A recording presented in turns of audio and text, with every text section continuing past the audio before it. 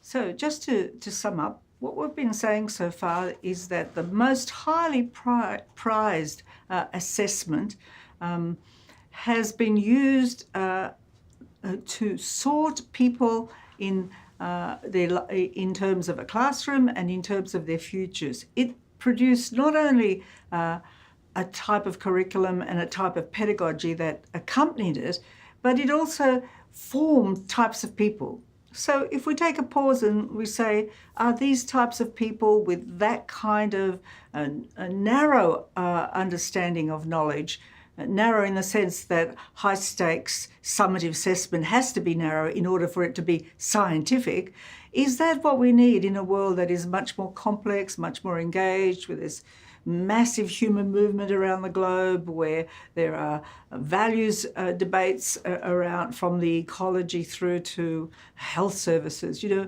the world is becoming closer and much more interrelated. Is it the case now that the kind of learner we need to produce is someone who only knows things between their heads and could reproduce it for the purposes of a test, for the purposes of a ranking? Or should we move to a different kind of ecology around knowledge, around teaching, learning, assessment and evaluation? So we want to suggest some changes that we think are beginning to come into our classrooms and are certainly in the world around us. And that is that knowledge has always been in the world socially produced, and has had an impact on the social. The learning experience needs to bring that into its domain so that learners not only access knowledge broadly and not just from a single textbook, from many people and many experts and many perspectives, but also they too produce it in a collaborative way, as we've already suggested, is much more possible than ever before. So thinking of knowledge as not just individual information that is yours, but its impact is for the world, for the social effect that it has, is a dramatic change in the way that we might organise curriculum, resources, and the whole learning process. The second significant change is the expectation about the way that we assess the knowledge that's being created by learners. The traditional summative test at the end of a learning chapter or a learning period, which fetishized validity and reliability, perhaps is not producing the kind of person that we need today. Perhaps we need to be considering assessments where learners enable each other to become proficient, where we can crowdsource the knowledge in much more complex ways than through the narrow method of remembering and reproducing and regurgitating to narrow expectations in a high-stakes test.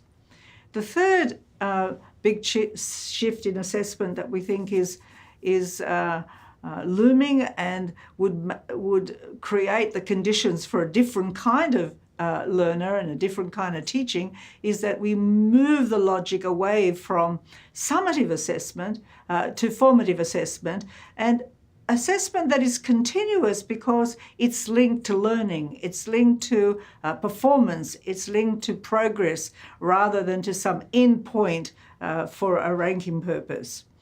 And of course, the fourth big change is that rather than the test being this fearful thing, or assessment something that happens at the end and you can't go back and do anything about it, that it is possible for assessment to be recursive, to be there available to you at the time when you need it in order to improve, rather than as a label of achievement at some point, which makes it impossible to modify that period of learning experience. And finally, it is possible to deliver to Caesar what Caesar wants, which is a summative form of a learning experience because data can be collected and visualized and demonstrated in much more powerful ways and in progressive ways. It doesn't have to be ABC or a percentage or a score. It can be it could be information that a learner and a teacher is able to collect in a visual form continuously through the learning experience. It produces a different kind of collaborative learner. It produces a different kind of teacher because the teacher themselves has to be a co-designer, not only with learners, but with other experts. It makes the ecology of learning much more social, and the purpose of learning about deep knowledge, not about only establishing whether you're a genius or an idiot. So what we're going to do now is talk about some of the work that Mary and I have done, but I'm going to start it with a little bit of a personal story. When Mary and I came to the US to work here at the College of Education, we came from Australia, we were shocked by the testing regime. So whatever we've just said about No Child Left Behind, one of the negative things that brought in this aggressive testing regime, where everything was in a way reverse engineering the tests. We heard this phrase which horrified us called backward design, which we interpreted to mean, reverse engineering reverse engineer what the outcomes are as reflected in the test, and we'll call that curriculum. So we were kind of horrified by that, and the conclusion we came to was the only way to reform education was to change the test system. And in the time we've been here, we've seen the glimmer of the possibility of completely changing the test system. And it's around this world of big data, learning analytics, these digitally mediated learning environments, and so on. So what I'm going to do now is walk you through some examples of that. So we've been very lucky to have had a number of research and development projects from the Institute of Educational Sciences, from the Bill and Melinda Gates Foundation, and also from the National Science Foundation, where we've been able to work with computer scientists, work in schools, work in university teaching and learning settings, to trial a new generation of assessment procedures.